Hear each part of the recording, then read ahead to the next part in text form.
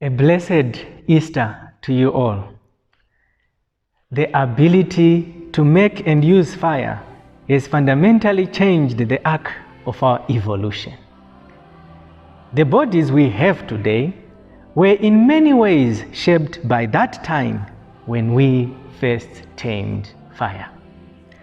The most common impact fire has had in our lives is that it allowed us to cook food. Chefs working in restaurants would tell you that one of the main advantages of cooking is that it breaks down food, making it easier to digest.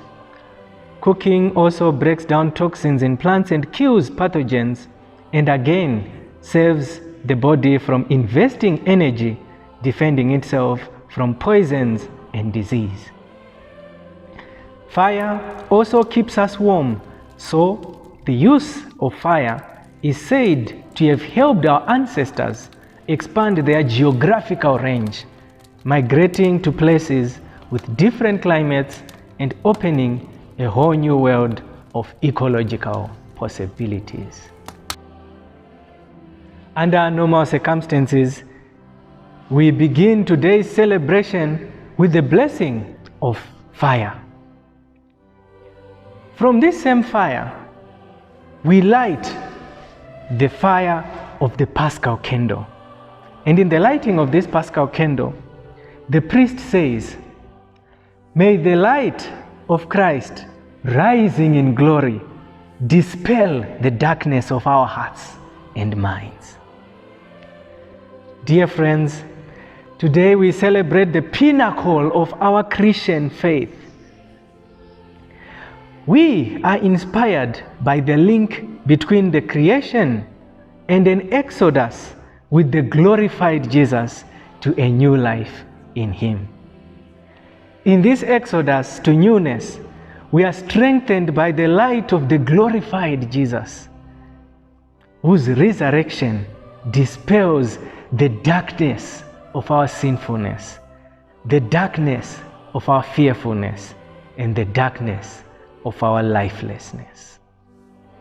It is fitting, therefore, for us to deepen our thoughts and enter into the silence of our hearts and reflect on the glorified Jesus as light in this fire, always encouraging us to not be afraid. Imagine being one of the Israelites, having walked many kilometers, finding yourself impeded by the sea. To make matters worse, you may be like me, who does not know how to swim, and your enemies are pursuing you. The situation felt helpless. It felt hopeless, and they were afraid.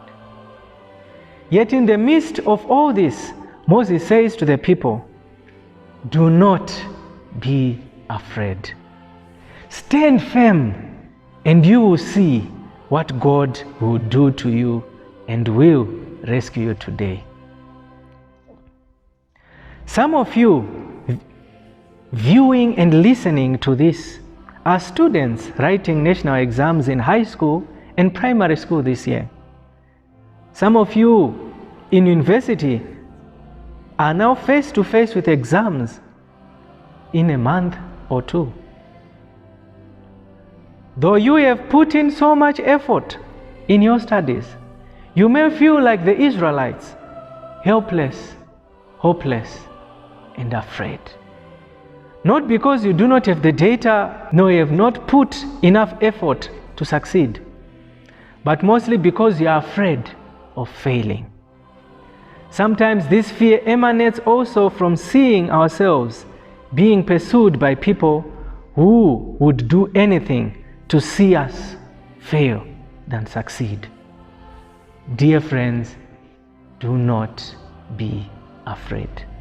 As God worked through Moses to separate the sea, God wishes to work through your teachers, your parents, your guardians, and your peers to separate the sea of helplessness, the sea of hopelessness, and the sea of fear, so that you too may walk on the dry land of understanding the dry land of courage and of hope. Still, we ask the question, a broken life, who will mend it? A broken world, who will heal it? Broken promises, who will restore trust? Lies and half-truths can depress us and prevent us from experiencing the beauty of life. All this forces us to live and be trapped in the darkness of deceit, instilling fear not only in ourselves, but in those with whom we interact. We find ourselves stuck in the captivity of negativity. Dear friends, as the angel and Jesus in the gospel said to the women at the tomb, so too we are told today, do not be afraid.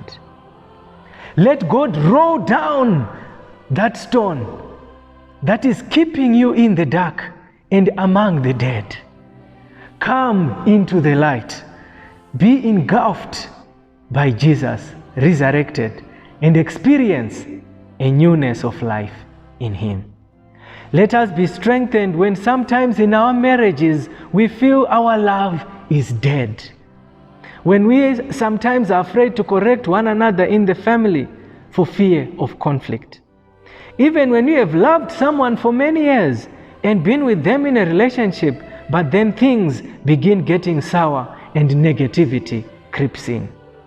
It is time for you to allow Jesus to resurrect the love that seems lost, joy that seems distant, and reconciliation that seems impossible.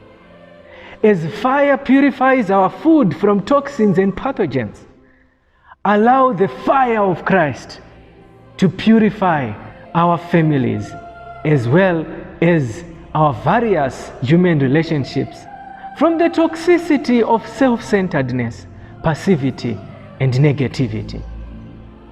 Dear friends, let us allow Jesus to walk in and through us to not only enlighten and warm the coldness of our hearts, but also those of others.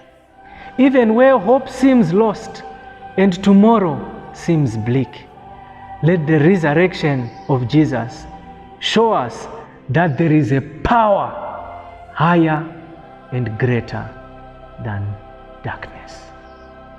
The Lord be with you.